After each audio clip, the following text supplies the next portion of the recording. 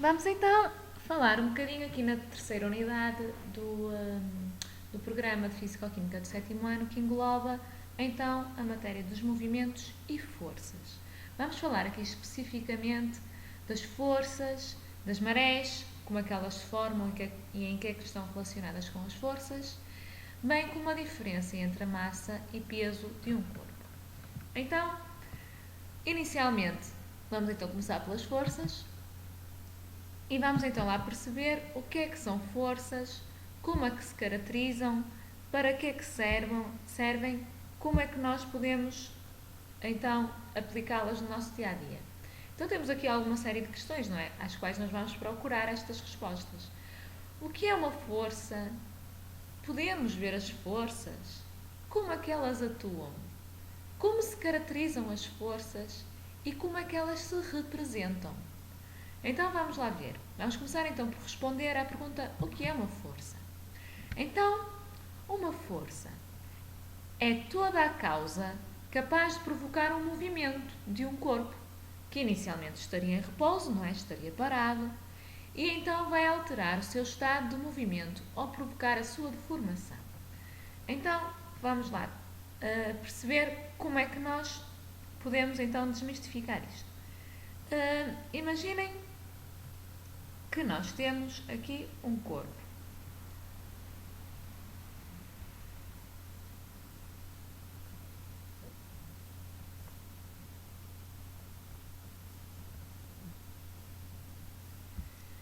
Então nós temos aqui um corpo, ok? Vou desenhar aqui este corpo e ele está aqui parado.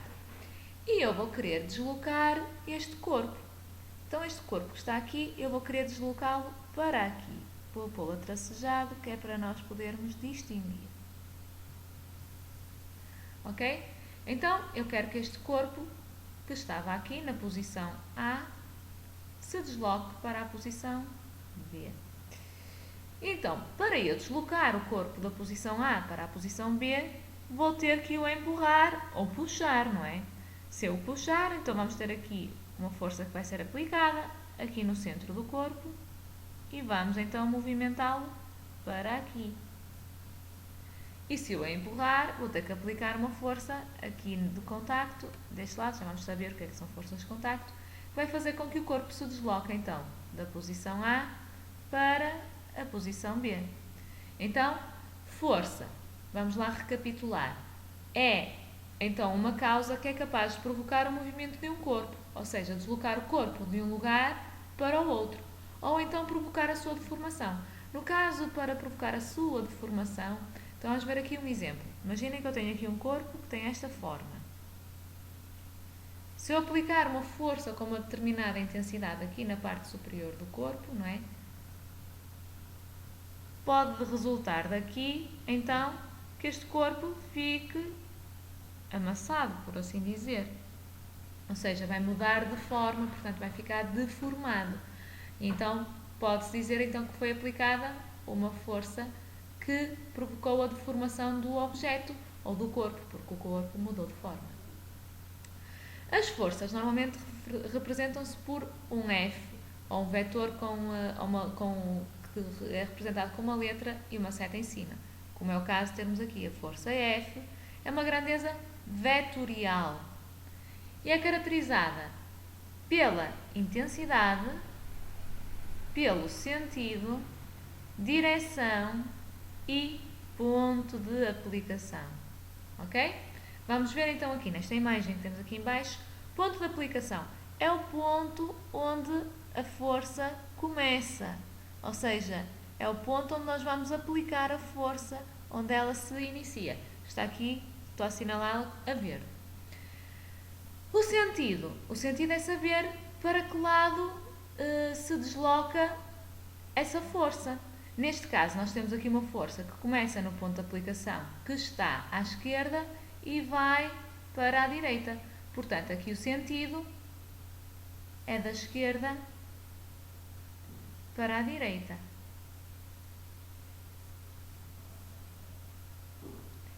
É caracterizada também por uma direção. Neste caso, nós vemos que aqui a força está na horizontal. Portanto, aqui a direção será horizontal. E é caracterizado também por uma intensidade. A intensidade é quanto é que essa força vale. Não é se é uma força fraca, se é uma força mais forte. Portanto, a intensidade é o que é medido entre o ponto de aplicação até ao final da representação da força. Ok? Mais adiante vamos ver em maior detalhe, então, estes 4 pontos que caracterizam uma força. Então, continuando. A unidade SI quer dizer Sistema Internacional, não é? A unidade SI para medir a força chama-se Newton, em homenagem ao cientista Isaac Newton. E representa-se então por um N, conforme está aqui evidenciado. Às vezes também é possível representar-se por 1 kg força. No entanto, o mais usual e o que é recomendável é usar o símbolo N, que representa newtons. E então, como é que nós conseguimos medir uma força? Através de um instrumento de medição que se chama dinamómetro. O dinamómetro está aqui representado nesta figura. Podemos então relacionar o newton e o quilograma-força da seguinte forma. Então, 1 kg-força normalmente representa 9,8 newtons. O vetor representa uma força.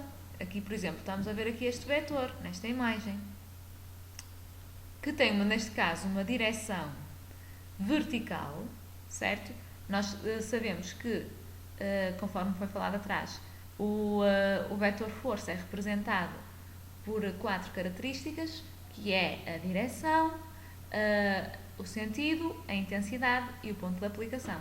Então vou tomar como exemplo aqui esta imagem e vamos já ver como é que nós podemos então saber onde é que estão essas 4 características. O ponto de aplicação, se recordam, é onde começa a força, então estou aqui a assinalá-lo com X. Este é o ponto de aplicação desta força.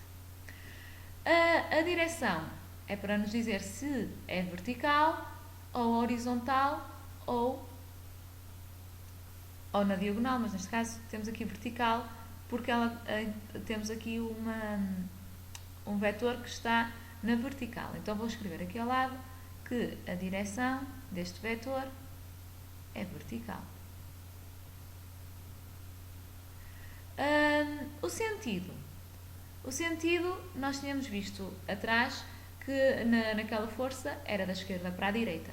Neste caso, o sentido tem que nos dizer para onde é que a força vai. Neste caso, é de cima para baixo. Certo? Porque o ponto de aplicação é em cima e termina aqui em baixo. Neste caso, a intensidade, nós na anterior não conseguimos medir porque não tínhamos uma escala. A intensidade aqui é de 5 newtons. Porquê? Porque é-nos dito aqui que cada espaço vale 1 newton. E quantos espaços é que nós temos? 1, 2, 3, 4, 5. Portanto, uma intensidade de 5 newtons.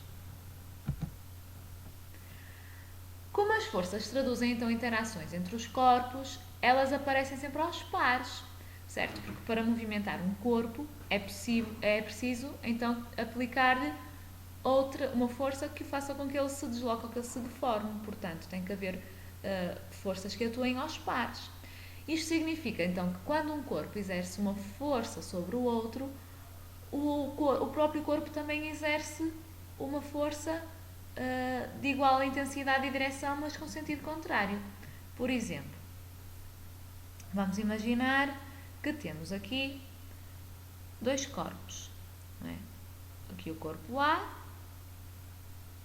e o corpo B. O corpo A e o corpo B estão juntos. Portanto, o corpo A, vou pôr aqui uma cor diferente, exerce uma força sobre o corpo B, mas o corpo B exerce exatamente a mesma força sobre o corpo A, com a mesma intensidade, não é? Podemos verificar que aqui os vetores são iguais, a mesma direção, não é? Ambos estão na horizontal, mas com sentido contrário, um está da direita para a esquerda e o outro está da esquerda para a direita. O mesmo se pode verificar aqui neste exemplo, nesta imagem que temos aqui, um jogador a chutar a bola. A bola exerce uma força no pé do jogador e o pé do jogador exerce uma força sobre a bola.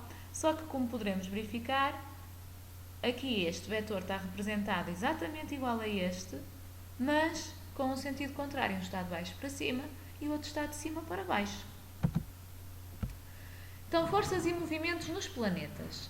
Então, se as forças significa que o corpo vai sofrer uma deformação ou vai sofrer alterações ao seu estado de movimento, então podemos explicar o movimento dos planetas através das forças, certo?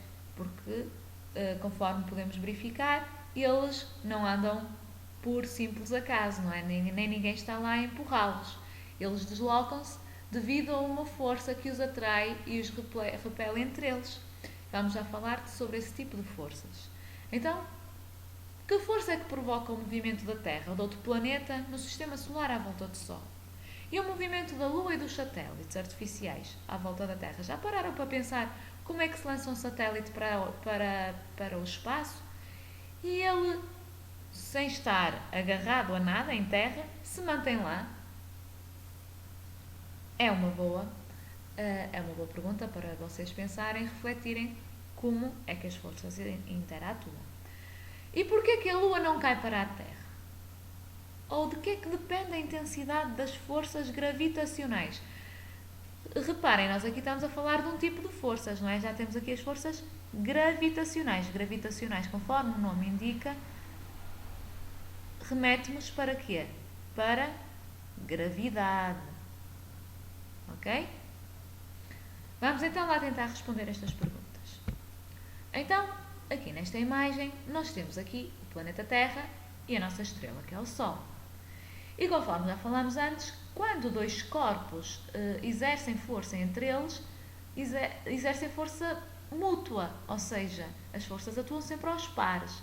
Há uma força, então, que atua no Sol para a Terra e uma força que atua na Terra em relação ao Sol. Temos, então, a força que o Sol exerce sobre a Terra e a força que a Terra exerce sobre o Sol. E, neste caso, o Sol exerce uma força sobre a Terra e sobre todos os planetas do Sistema Solar. E esta é uma força que é responsável pelo movimento dos planetas à sua volta. Se essa força não existisse, o Sistema Solar também não existiria. E como é que, então, o Sol consegue, digamos, agarrar, entre aspas, todos os planetas do Sistema Solar? Vou aqui fazer um esquema, então, do nosso Sistema Solar. Não é? Temos aqui o Sol, vou fazer aqui um bocadinho maior. Depois temos aqui os vários planetas, não é? Mercúrio, Vênus, Terra, Marte. Depois temos aqui o maior, que é o Júpiter. Depois temos Saturno, Urano e Neptuno. Não é? E todos eles se deslocam à volta do Sol segundo uma órbita, não é? Que eu estou aqui a desenhar agora, a tracejar. Este desenho, obviamente, não está feito à escala, mas, segundo o conhecimento que vocês têm, o Sol tem uma massa maior do que os planetas, não é? É muito maior, pesa, digamos assim, entre aspas, mais do que os planetas. Então, como os planetas exercem uma força sobre o Sol e o Sol uma força sobre os planetas, que é recíproca, não é? Que é de igual intensidade, mas com sentido contrário, vai fazer com que os planetas estejam, digamos, agarrados ao Sol. Não se vão deslocar aqui para o infinito do universo. Portanto, está explicado como é que os planetas se movimentam em volta do Sol, não é? Porque o Sol tem uma massa maior do que os planetas e, portanto, consegue, digamos, agarrá-los, e os planetas não fogem para o espaço que é infinito. No entanto, nós falamos então que a Terra também exerce uma força sobre o Sol, mas também sobre os satélites artificiais que a rodeiam, que neste caso só um, que é a nossa Lua. Já pararam para perceber como é que a Lua está lá no alto e não cai? Porquê? Porque apesar da Terra atrair a Lua também atrai a Terra, ou seja, se vocês pensem em dois ímãs, se nós virarmos um ímã contra o outro, não é? Vou aqui esquematizar. Imaginem que nós temos aqui dois ímãs. Um ímã aqui e outro ímã aqui. Se nós tentarmos juntar os ímãs, não vamos conseguir. Porquê? Porque este ímã exerce uma força sobre este, mas este exerce uma força igualzinha sobre este. Ou seja, eles repelem-se mutuamente. Existe aqui no meio um campo magnético que faz com que eles não se atraiam. O mesmo acontece aqui entre a Terra e a Lua. A Lua não cai na Terra, porque apesar da Terra estar a puxar, a Lua também tem uma força que a repele da Terra. Por isso é que ela nunca cai, ou seja, elas nunca chegam a tocar-se. Então, conforme diz aqui em baixo, a Terra exerce também uma força sobre a Lua e os satélites que orbitam em torno da Terra. Não é? Os satélites também não caem pela mesma razão que a Lua também não cai. E a força que é responsável pelo movimento da Lua à sua volta. Se essa força não existisse, então a Lua mover-se em linha reta através do espaço, não é? Deixava de ser um satélite artificial da Terra, não é? Poderia orbitar em torno de outros planetas, ou então poderia mesmo chocar com a Terra e atingir-nos. Então, a Lua não cai na Terra e a Terra não cai para o Sol. E o Sol também não cai para o centro da galáxia, porque todos têm movimentos com velocidades adequadas que lhes permitem estar em órbita. Ou seja, repelem-se mutuamente e, portanto, não atingem uns aos outros, nem nenhum cai para dentro de outro. Um satélite artificial também pode ter vários tipos de órbitas, conforme a função a que se destina. Por exemplo, as órbitas vamos lá definir. A órbita é um movimento que um planeta, neste caso um planeta, não é? Mas pode ser um corpo, descreve em torno de outro. Não é? Imaginem que nós temos aqui a Terra, não é? Vou fazer aqui a Terra, e aqui está um satélite artificial. Ou seja, o movimento que ele vai descrever à volta da Terra chama-se órbita, ok? E conforme a finalidade que esse satélite tem, as órbitas podem ser de formas diferentes.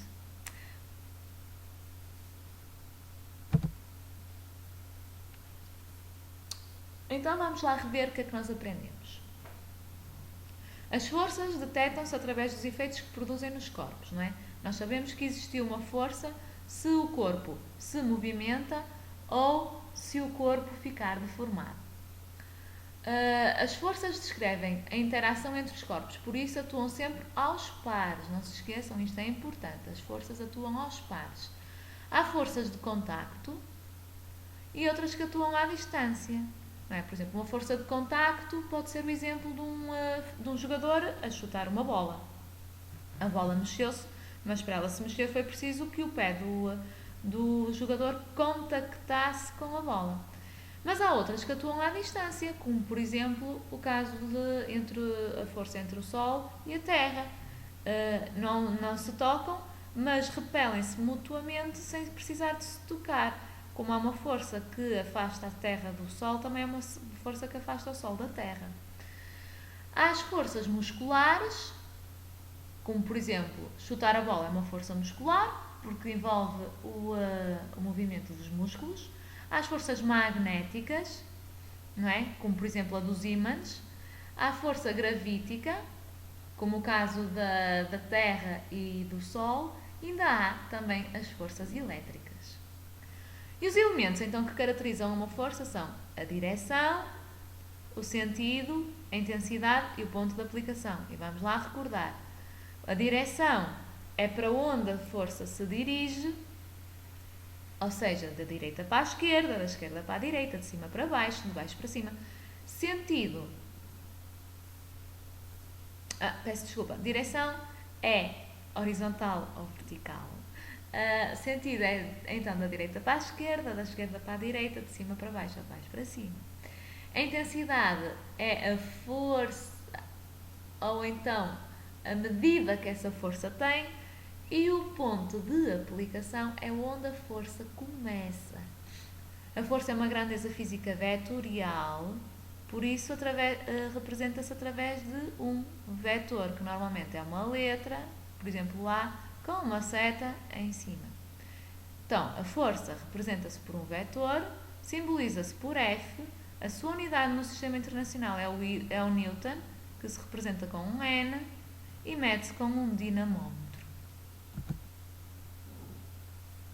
Aprendemos ainda que a força responsável pelo movimento dos planetas à volta do Sol e dos satélites é uma força central, não é? Porque ela atua no centro do Sol. Uma força central porque ela atua no centro do Sol. E uma força central tem a direção da reta que une o centro dos dois corpos, não é? Imagina, temos aqui o Sol e aqui a Terra, não é? Uma reta que une estes dois centros. O sentido do centro do corpo que se move para o centro do outro corpo. E um ponto de aplicação no centro do corpo que se move. A força central ainda pertence também a um par de forças que descreve a interação gravítica de dois corpos. E a intensidade da força gravítica é tanto maior quanto maior a massa tiverem os dois corpos e quanto menor for a distância entre eles. Portanto, lembram-se de ter dito que os planetas estão associados ao Sol porque o Sol tem uma maior massa que eles todos, ou seja, é muito maior. É exatamente por essa razão.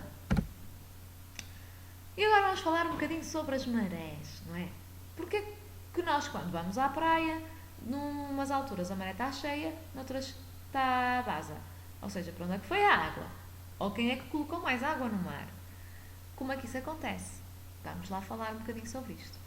Então, a interação gravitacional entre a Terra e a Lua dá-se então por forças atrativas simultâneas, ou seja, a Terra atrai a Lua e a Lua atrai a Terra. E também a interação gravitacional entre a Terra e o Sol também é exatamente com forças simultâneas. A Terra atrai o Sol e o Sol atrai a Terra. Então isto, que efeito é que tem? Isto resulta em quê? Resulta que os efeitos são visíveis na água dos mares da Terra. Por isso é que nós temos as marés, maré cheia e maré baixa. Porque apesar de a Lua atrair a Terra, não é? Nós não conseguimos movimentar a Terra até à Lua, não é? Porque a Lua é muito mais pequena. No entanto, um elemento como a água do mar, ela sim consegue ser atraída para a Lua, por isso sobe. Quando a Lua está do lado da Terra, e a maré então torna-se uma maré cheia. Vou aqui esquematizar. Imaginem que nós temos aqui a Terra, aqui a Terra, e aqui está a Lua. Ok? Vou pôr aqui um E. A Lua. E a Terra tem aqui oceano à volta, não é? Vou fazer assim. Obviamente não será com esta dimensão. Mas pronto, isto serve como um exemplo. Então, a Lua também atrai a Terra, não é? Tem uma força que atrai a Terra. O que é que vai acontecer? A Terra é muito maior para se deslocar até à Lua. No entanto, a água que está aqui do lado da Lua sobe ligeiramente, não é? É atraída pela Lua. Então, deste lado da Terra temos a maré cheia e deste lado temos a maré baixa. E o mesmo acontece quando a Lua passa para o outro lado, não é? As marés resultam, então, das forças entre os campos gravitacionais da Lua e do Sol que exercem sobre os oceanos da Terra.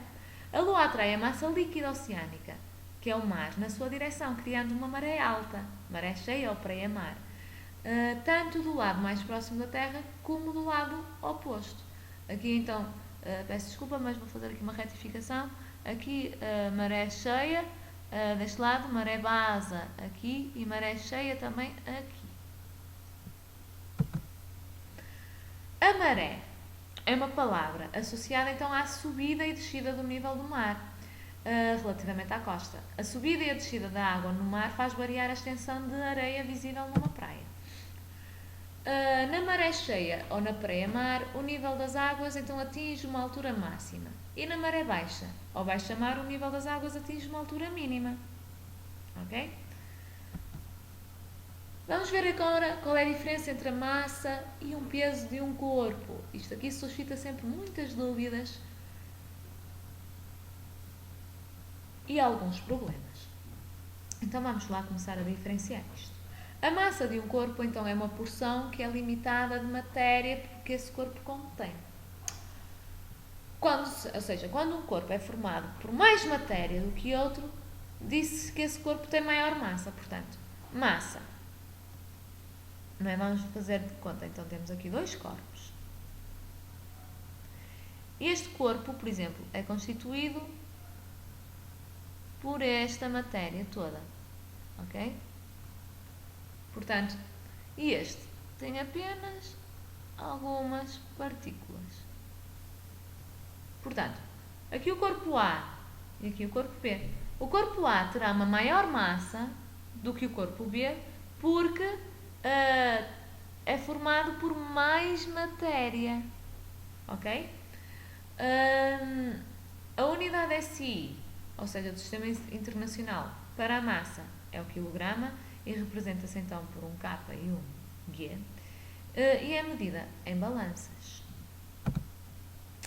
O peso é diferente da massa. Porquê? Porque é uma força. Então, o peso é a intensidade da força com que um corpo é atraído para um planeta, neste caso, por exemplo, para a Terra. Representa-se por um vetor, neste caso o vetor P, não é, de peso, que tem o ponto de aplicação, o centro da gravidade do corpo. Neste caso, por exemplo, imaginem uma maçã a cair para a Terra. O peso que esta maçã vai ter caracteriza-se por uma força que tem ponto de aplicação no centro do corpo, que é a maçã. Uma direção, neste caso é vertical, porque ao cair tem que ser uma força vertical, não horizontal. O sentido descendente, ou seja, do corpo para a Terra ou de cima para baixo. E a intensidade é o valor do peso do corpo. Então já vamos ver como é que se calcula o peso. Cada local da Terra tem a sua vertical, não é? Temos aqui o planeta Terra e, dependendo do sítio onde estivermos com a maçã, vai ter uma vertical diferente. Mas em qualquer um dos locais da Terra, o que observa é que está representado então na figura B. É que a maçã cai sempre, não é? Não há nenhum sítio na Terra onde a maçã não caia. Ela cai sempre.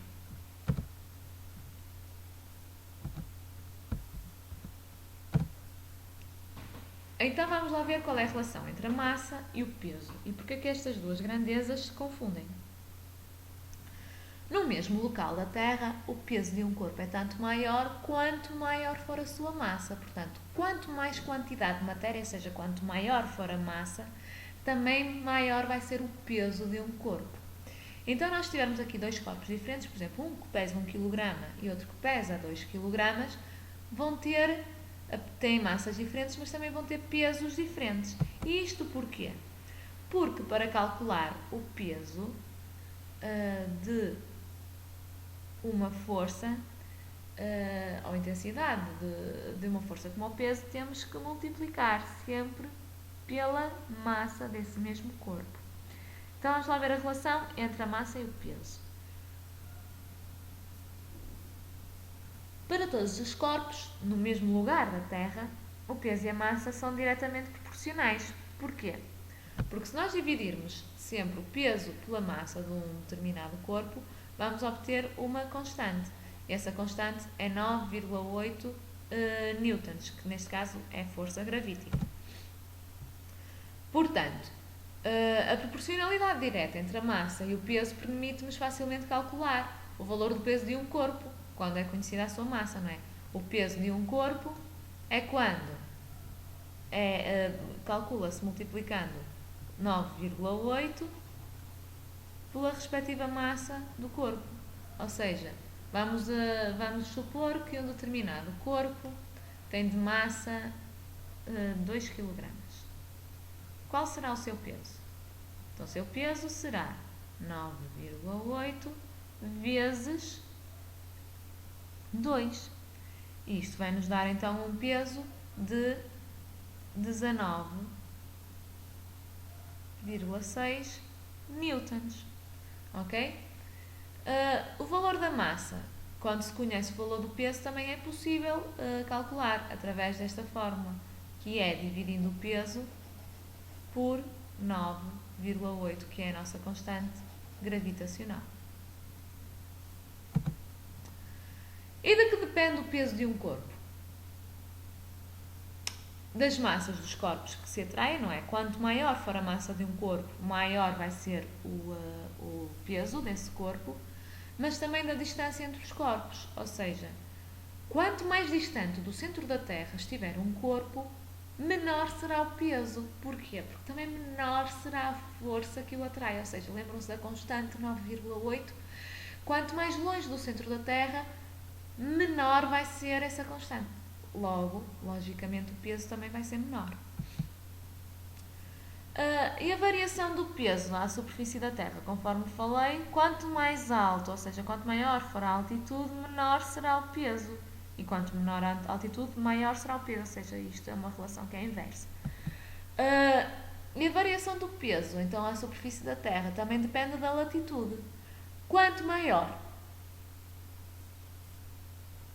a latitude, ou seja, quanto mais distante do Equador,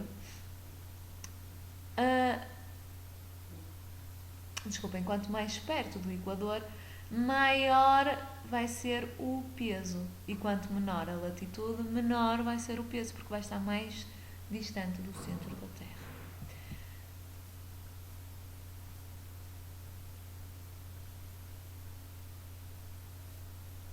No sistema solar, a variação do peso também se verifica. Ou seja, um planeta que tem uma maior massa, também o corpo vai ter maior peso do que, por exemplo, um planeta que tem a menor massa. Ou seja, o mesmo corpo na Terra e na Lua vai ter pesos diferentes. Vai pesar menos na Lua do que na Terra. Porquê? Porque a Lua tem uma menor massa. Espero ter sido uma ajuda. Caso de dúvida, já sabem, não hesitem em contactar-me. Bom estudo e obrigado!